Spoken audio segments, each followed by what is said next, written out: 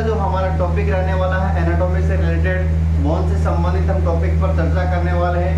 Composition of bone, अस्थि का रासायनिक संगठन।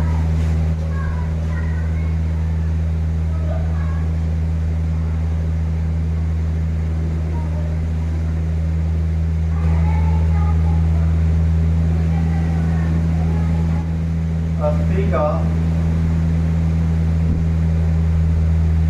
रासायनिक संगठन।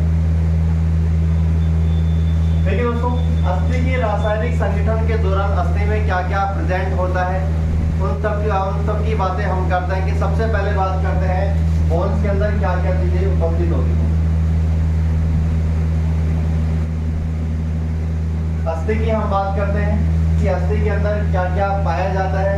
तो सबसे पहले बात आती है अस्थि के अंदर 25% जल की मात्रा पाई जाती है। यानी कि अस्थि के अंदर नॉर्मल बात करें तो जल की मात्रा कितनी होती है, 25% जल की मात्रा पाई जाती है। इसके अलावा अस्थि के अंदर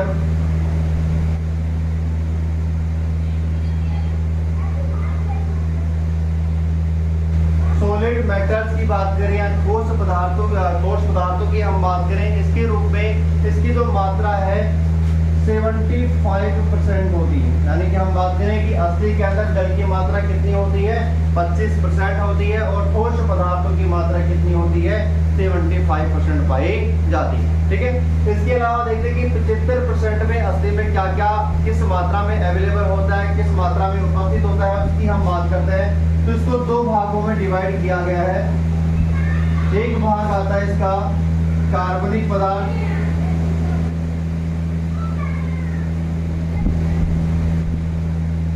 और दूसरा आता है अकार्बनिक पदार्थ।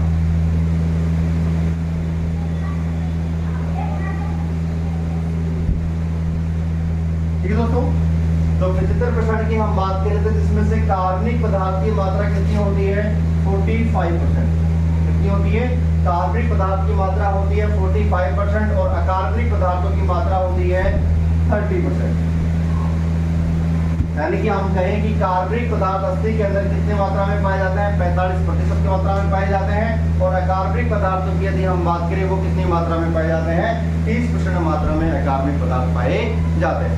अब बात करते हैं कि कार्बनिक पदार्थों के अंदर अस्थि में क्या क्या पाया जाता है, उनकी हम बात करें तो सबसे पहले आता है यहाँ पर सेल्स, या हम कहें कोशिका। कार्बनिक पदार्थों के रूप में क्या पाया जाता है भाई, कोशिका होती है। नेक्स्ट हम बात करें मेम्ब्रेन, इसे कला कहते हैं। ठीक है, नेक्स्ट हम बात करें कार्टिलेज, या इसे क्या कहा जाता है भाई, उपास्थि। इसके अलावा कार्बनिक पदार्थों के रूप में बोन मैरो,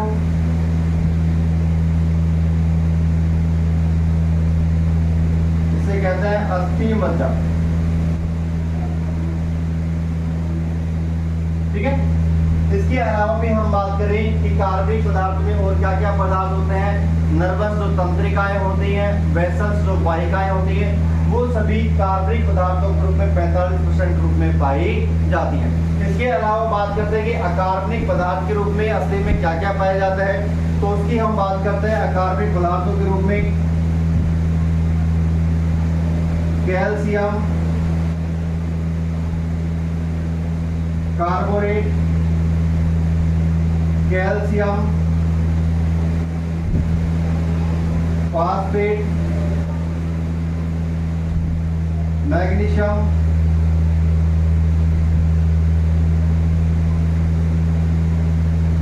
कार्बोनेट, और मैग्नीशियम फास्फेट और सोडियम कार्बोनेट,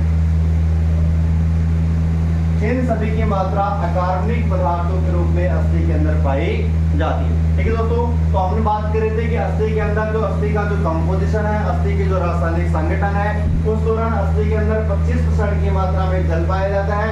उसके अलावा सॉलिड मैटर्स या ठोस पदार्थों की हम बात करें, उसकी मात्रा 75% होती है, जिसको दो भागों में डिवाइड किया गया है, कार्बनिक पदार्थ और अकार्बनिक पदार्थ के रूप में। कार्बनिक पदार्थों की मात्रा 45% होती है, जिसके अंदर कोशिकाएं होती हैं, मेम्ब्रेन्स होती है, कार्टिलेज उपास्थियां होती है, बोन मैरो अस्थि मज्जा, नर्वस और तंत्रिकाएं होती हैं, वेसल्स वाहिकाएं, ये सभी कार्बनिक पदार्थों के रूप में अस्थि के अंदर प्रेजेंट होती हैं। ठीक है, नेक्स्ट हम बात कर रहे थे अकार्बनिक पदार्थ, जिसकी मात्रा 30% के रूप में अस्थि के अंदर और क्या क्या प्रेजेंट होता है, calcium carbonate, calcium phosphate, magnesium phosphate और सोडियम कार्बोनेट, इन सभी की अवस्था 30% अकार्बनिक पदार्थों के रूप में पाई जाती है। ठीक है दोस्तों, तो ये तो था अस्थि का जो रासायनिक संगठन कंपोजिशन ऑफ गॉड, कि अस्थि के रासायनिक संगठन के दौरान अस्थि में क्या क्या प्रेजेंट होता है। ठीक है, अब नेक्स्ट टॉपिक पर हम बात करते हैं कि ये जो अस्थि का जो स्ट्रक्चर होगा या स्ट्रक्चर ऑफ बोन, अस्थि की जो संरचना होगी वो किस प्रकार होगी, उस पर हम चर्चा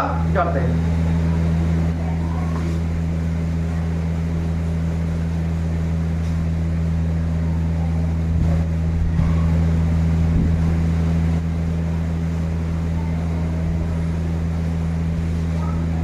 देखिए दोस्तों, उससे पहले हम बात करते हैं कि जो अस्थि का अध्ययन किसके अंतर्गत किया जाता है।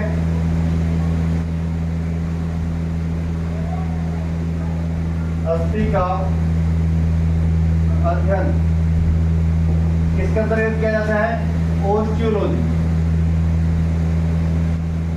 यानी कि हम कह सकते हैं कि विज्ञान की वह शाखा जिसके अंतर्गत अस्थियों का अध्ययन किया जाता है, उसे क्या कहा जाता है, ओस्टियोलॉजी कहा जाता है। ठीक है दोस्तों, अब बात करते हैं स्ट्रक्चर ऑफ बोन।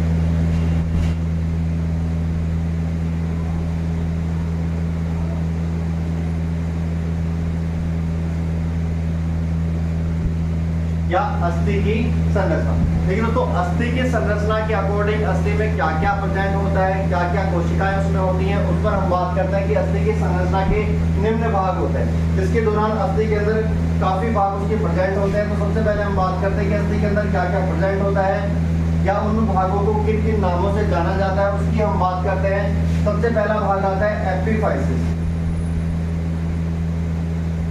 नेक्स्ट आता है मेटाफाइसिस,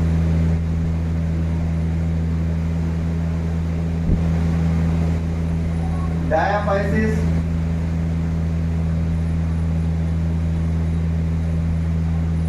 बोन मैरो,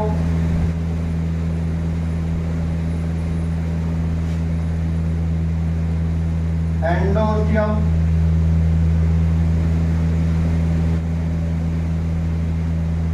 पेरियोस्टियम। ठीक है दोस्तों, तो अस्थि की जो संरचना होती है, अस्थि की संरचना में ये निम्न भाग उसमें प्रेजेंट होते हैं, epiphysis, metaphysis, diaphysis, bone marrow, endosteum और पेरियोस्टियम। देखिए, इन सभी को अस्थि की संरचना के एक रफली हम डायग्राम बनाते हैं, उस रफली डायग्राम के अकॉर्डिंग इसको समझने की थोड़ी सी कोशिश करते हैं कि अस्थि के जो निम्न भाग होते हैं संरचना के अकॉर्डिंग, कि अस्थि के किस भाग को एपिफाइसिस कहा जाता है, किस भाग को मेटाफाइसिस कहा जाता है, किस भाग को डायाफाइसिस कहा जाता है, कहाँ पर एंडोस्टियम होता है, कहाँ पर पेरियोस्टियम होता है। देखिए दोस्तों, अस्थि का एक रफली डायग्राम बना रहे हैं।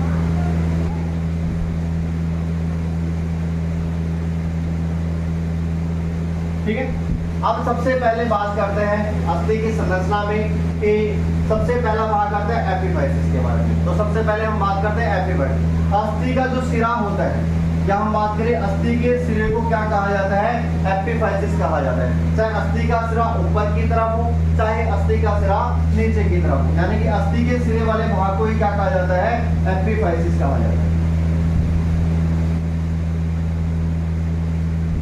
ठीक है दोस्तों, अस्थि के सिरे वाले भाग को ही क्या कहा जाता है, एपिफाइसिस कहा जाता है। ठीक है, अब बात ये दूसरी है कि अस्थि का ऊपर वाला भाग है तो इसे हम पेरोक्सोमल एपिफाइसिस कहेंगे, यदि अस्थि का नीचे वाला भाग है तो इसे हम डिस्टल एपिफाइसिस कहते हैं। ठीक है, अस्थि का एपिफाइसिस वाला जो भाग होता है थोड़ा स्पंजी होता है। यहाँ पर बोन मैरो जो कैविटी होती है अस्थि के एपिफाइसिस वाले भाग में, यहाँ पर बोन मैरो कैविटी नहीं पाई जाती है, लेकिन यहाँ पर अस्थि के एपिफाइसिस वाले भाग में लाल अस्थि मज्जा, लाल अस्थि मज्जा पाया जाता है। ठीक है, तो अस्थि के एपिफाइसिस वाले भाग में कौन सा बोन मैरो पाया जाता है? लाल अस्थि मज्जा यहाँ पर प्रेजेंट होता है, जबकि बोन मैरो कैविटी अस्थि के इस भाग में प्रेजेंट नहीं होती है। ठीक है, अब बात करते हैं नेक्स्ट कि अस्थि का जो मध्य का जो भाग होता है, अस्थि के इस मध्य के भाग को डायाफाइसिस कहा जाता है। अस्थि के मध्य वाले भाग को क्या कहा जाता है? डायाफाइसिस कहा जाता है। क्या कहा जाता है? अस्थि के मध्य वाले भाग को डायाफाइसिस कहा जाता है। क्या हम करें अस्थि का जो सेप्ट वाला भाग होता है या कांड हम इसको कहते हैं, इसकी शरीर की, इस अस्थि की जो बॉडी होती है क्या कहलाती है? डायाफाइसिस कहलाती है। अस्थि के डायाफाइसिस वाले भाग में ही क्या होता है? बोन मैरो कैविटी पाई जाती है। यानी कि हम कहें अस्थि के डायाफाइसिस वाले भाग में क्या पाई जाती है? बोन मैरो कैविटी, जिसके अंदर बोन मैरो भरा होता है। जिसके अंदर क्या पाया जाता है भाई? बोन मैरो भरा होता है। अस्थि के डायाफाइसिस वाले भाग में बोन मैरो भरा होता है और अस्थि के डायाफाइसिस वाले भाग में येलो बोन मैरो पाया जाता है। हम कहें अस्थि के डायाफाइसिस वाले भाग में पीला अस्थि मज्जा भरा होता है। यानी कि अस्थि के किस भाग में पीला अस्थि मज्जा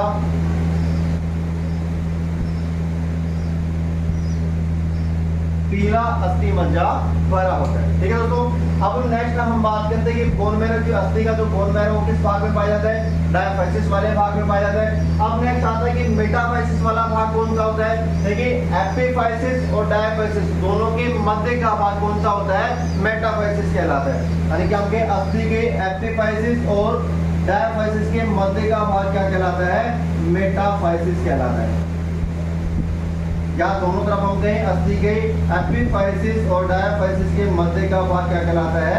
मेटाफाइसिस कहलाता है। ठीक है दोस्तों, ये तो हमने बात की है एपिफाइसिस, डायाफाइसिस और मेटाफाइसिस। रेड बोन मैरो अस्थि, लाल अस्थि मज्जा कहाँ प्रेजेंट होता है और पीला अस्थि मज्जा कहाँ पर अस्थि के अंदर पाया जाता है। ठीक है, अब बात करते हैं कि पेरिओस्टियम कहाँ होता है अस्थि में और एंडोस्टियम कहाँ पे होता है। ठीक है, सबसे पहले हम बात करते हैं कि पेरिओस्टियम, यहाँ पर जो आपको संरचना नजर आ रही है इसे बोलते हैं आर्टिकुलर सरफेस। इसे क्या कहते हैं? Articular surface.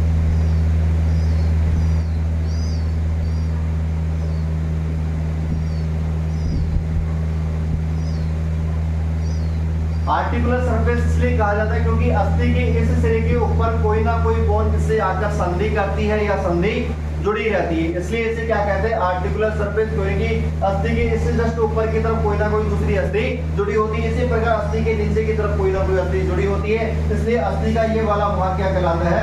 आर्टिकुलर सरफेस कहलाता है। ठीक है, अब बात करते हैं कि जो पेरिओस्टियम है, अस्थि की आर्टिकुलर जो सरफेस है, आर्टिकुलर सरफेस को छोड़कर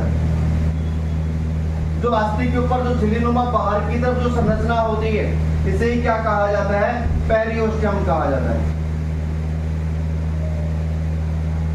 या इसे हम कहें बाह्य अस्थि आवरण कहा जाता है। बाह्य का पेरिओस्टियम का मतलब क्या होता है? पेरी मतलब परिधि, यानी कि अस्थि की परिधि की जो संरचना का जो निर्माण कर रही है वो क्या कहलाती है? पेरिओस्टियम कहलाती है। या बाहर की तरफ की जो झिल्ली है उसका निर्माण करिए, इसलिए इसे क्या कहते हैं? पेरिओस्टियम कहा जाता है। अब नेक्स्ट बात करते हैं कि एंडोस्टियम क्या होगी। एंडोस्टियम की हम बात करें कि जो यहाँ पर हमने भी देखा है कि जो बोन मैरो है, बोन मैरो के जो चारों तरफ एक झिल्ली नुमा जो संरचना पाई जाती है, या हम कहें कि जो अस्थि मज्जा को जो आश्रित करने वाली जो झिल्ली होती है, जो यहाँ पर बोन मैरो है, इस बोन मैरो को आश्रित करने वाली एक झिल्ली होती है, उस झिल्ली को ही क्या कहा जाता है? एंडोस्टियम कहा जाता है। यानी कि बोन मैरो अस्थि मज्जा जो होती है उस पर एक झिल्ली होती है, उसको आश्रित करने वाली जो झिल्ली होती है उसे क्या कहा जाता है? एंडोस्टियम कहा जाता है। ठीक है दोस्तों, तो ये तो आज हमने बात की है स्ट्रक्चर और बोन के बारे में। रफली हमने डायग्राम बनाया जिसमें हमने देखा एपिफाइसिस क्या होता है, मेटाफाइसिस क्या होता है, डायाफाइसिस क्या होता है, एंडोस्टियम किसे कहा जाता है, पेरिओस्टियम किसे कहा जाता है, रेड बोन मैरो अस्थि में कहाँ प्रेजेंट होता है, स्पंजी भाग अस्थि का कौन सा होता है और एंडोस्टियम अस्थि का कौन सा भाग कहलाता है। ठीक है दोस्तों, अब नेक्स्ट हम बात करते हैं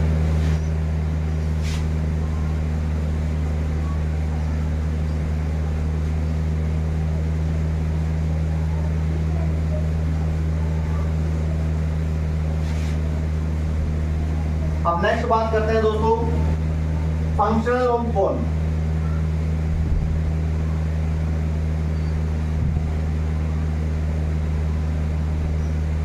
हम कहें अस्थि के कार्य।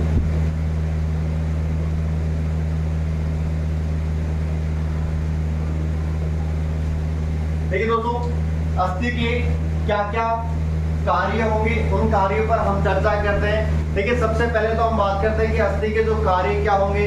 सबसे इसका मुख्य कार्य आता है कि शरीर को एक आकृति, एक शेप, एक साइज प्रदान करता है, या हम सिंपल सी भाषा में कहें तो पशु शरीर के ढांचे का निर्माण करता है। सबसे पहला कार्य क्या होगा इसका, पशु शरीर के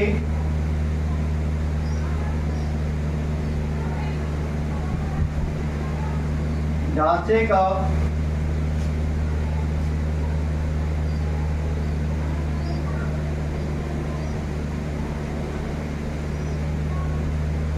निर्माण करता है। ठीक है दोस्तों, सबसे पहला इसका कार्य रहने वाला है कि पशु शरीर का जो ढांचा होता है उस ढांचे को तैयार करने का जो कार्य है वो कौन करती है, अस्थियां करती है।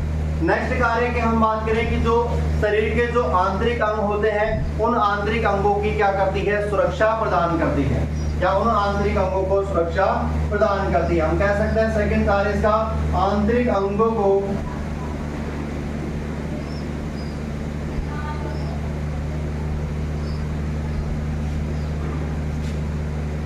सुरक्षा प्रदान करती है। ठीक है दोस्तों, आंतरिक अंगों को सुरक्षा प्रदान करती है। किस प्रकार आंतरिक अंगों को सुरक्षा प्रदान करती है, जैसे मान लीजिए जो मस्तिष्क होता है, मस्तिष्क पर कौन सी अस्थियां पाई जाती है, कपालिक अस्थियां होती है जो मस्तिष्क की क्या करती हैं, सुरक्षा करती हैं। जैसे हृदय की बात करें, लंग्स या फेफड़ों की बात करें, उन पर पसलियों का आवरण होता है जिसके कारण उनकी सुरक्षा रहती है, हृदय की सुरक्षा रहती है, फेफड़ों की सुरक्षा रहती है। इसके अलावा जो स्पाइनल कोड होती है, स्पाइनल कोड को सुरक्षा प्रदान करने का कार्य कौन करती है, वर्टिब्रेज करती है। ठीक है, इसके अलावा जो पेल्विक श्रेणी की जो अस्थियां होती हैं, पेल्विक जो अस्थियां होती हैं वो जो मूत्राशय हो गया, मलाशय हो गया, आदि सभी अंगों को क्या करती है, सुरक्षा प्रदान करने का कार्य कौन करती है, अस्थियां करती हैं। ठीक है दोस्तों, तो ये दो महत्वपूर्ण कार्य हो गए, पशु शरीर को ढांचे का निर्माण करती है। सेकंड कार्य आंतरिक अंगों को सुरक्षा प्रदान करती है। किस प्रकार करती है, अभी मैंने आपको बताया कि जैसे मान लीजिए मस्तिष्क है, मस्तिष्क के ऊपर वाली जो कपालिक जो अस्थियां होती है वो मस्तिष्क को सुरक्षा प्रदान करती है। स्पाइनल जो कोर होता है उसको वर्टिब्रेज सुरक्षा प्रदान करती है। हृदय हो गया, लंग्स जो फेफड़े वगैरह हो गए, इनको सुरक्षा प्रदान करने का कार्य कौन करती है, पसलियां करती हैं। पेल्विक श्रेणी की जितनी भी अस्थियां होती है वो मूत्राशय, मलाशय जैसे सभी अंगों को प्रोटेक्शन का कार्य करती हैं। ठीक है दोस्तों, अब नेक्स्ट कार्य हम बात करते हैं अस्थियां जोड़ों में सहायता प्रदान करती है। ठीक है दोस्तों, नेक्स्ट कार्य हो गया इसका कि जोड़ों में सहायता प्रदान करने का कार्य भी कौन करती है, अस्थियां करती है। इसके अलावा नेक्स्ट कार्य हम देखते हैं कि नेक्स्ट कार्य क्या होगा, अस्थि मज्जा के द्वारा, अस्थि मज्जा द्वारा रक्त कोशिकाओं का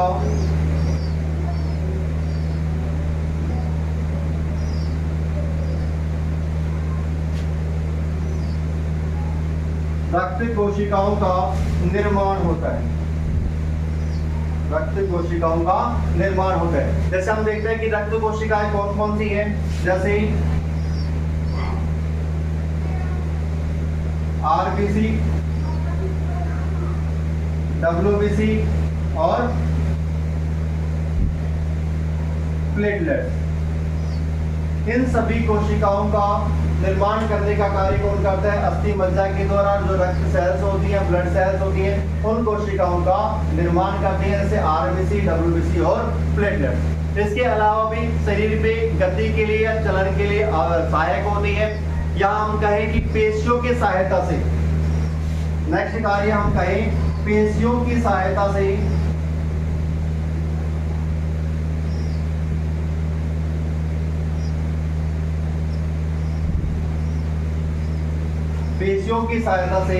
अस्थियां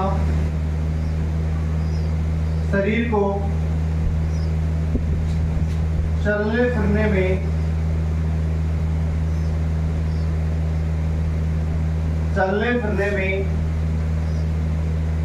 सहायता प्रदान करती है।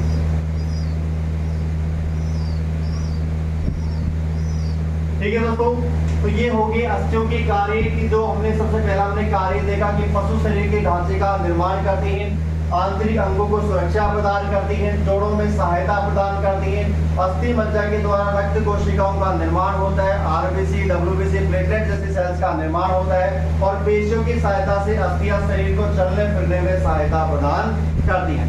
ठीक है दोस्तों, तो ये तो था अस्थियों के क्या कार्य होते हैं, महत्वपूर्ण जो कार्य है उन पर हमने चर्चा की है। अब बात करते हैं कि किस जानवर में अस्थियों की संख्या कितनी होती है।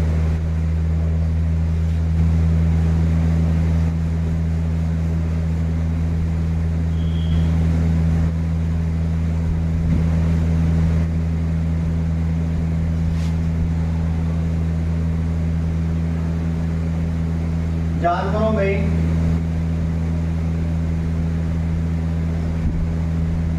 अस्थि की